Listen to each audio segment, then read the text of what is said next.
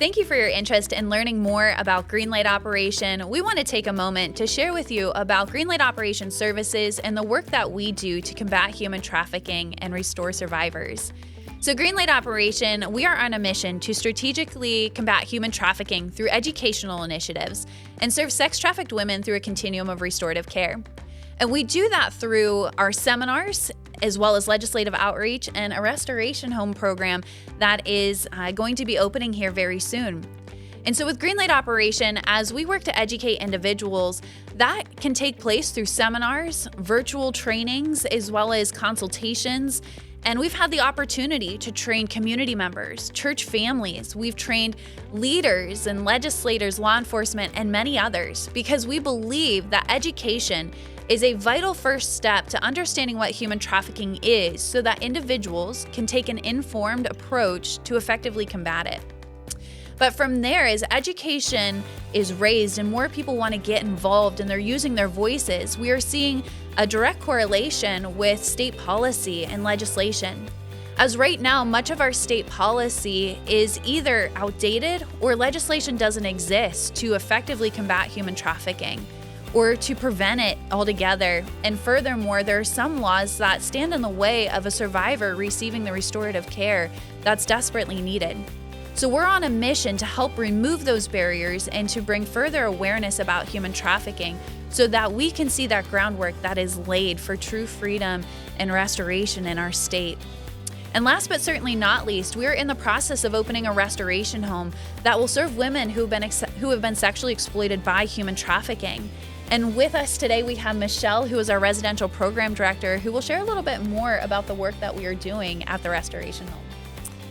So like Jordan just said, when people have been trafficked, one of their barriers can be finding a safe environment to be able to start the healing process. As you might imagine, they've experienced a lot of deep, deep trauma, and sometimes they're not even aware that the situation or the cycle they're in is a result of that trauma.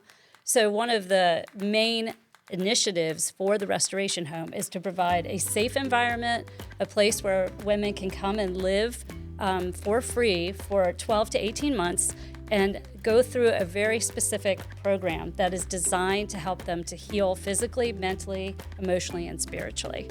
So we're very excited about the progress that's been going on there, and there's a lot of areas that people can get involved to help. Yeah, Michelle, can you highlight a little bit of some of those areas that individuals can get involved with at the restoration home? So some of the areas are things that are just practical. We have vehicles, and we're going to have to drive people to appointments. There will be therapeutic appointments, doctor's appointments, things like that, sometimes outings. So this is an area that we would need some help in. Also the maintenance type things around the home. It is a home that is a very beautiful home, but it does require some maintenance, whether it be lawn or things inside the home as well. Also, the component of the people who will come to volunteer and spend time with the residents. We will be looking for coaches, people who can help also with practical skills. Sometimes survivors have not had, because of trauma, they may not have been exposed to things that you and I might take for granted. So we'll have people who are coming in to work with them on things from sewing to cooking to practical skills, and then also job skills. And so with that naturally, with the restoration home and with the work that we are doing to travel the state of Pennsylvania to bring awareness about human trafficking, it is a mission that of course needs funding. And so we have Micah, who's our director of development, who can share some ways that you may also be able to get involved, whether that's through giving or even volunteering at some of our annual events. And so Micah, can you share some of those on-ramps for people? Sure. In those capacities? Yes, so I would say, in the same vein as what Michelle had said, so many of the ways are very practical. So a couple of them would involve volunteering for key events that we host throughout the year, which is a lot of fun, but it's a lot of planning. So definitely looking for those opportunities. You can go online and sign up to volunteer through our website at greenlightoperation.org on the volunteer tab.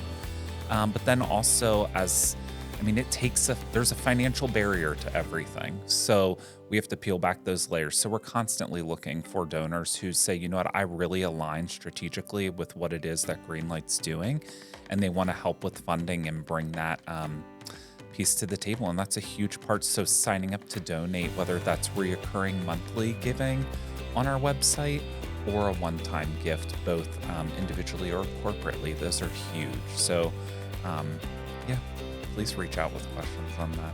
So we want to thank you for your interest in learning more about Greenlight operation and in your passion to combat the fastest growing criminal industry worldwide. We truly believe that together we can make a difference. And if you'd like to learn more, you can follow us on social media.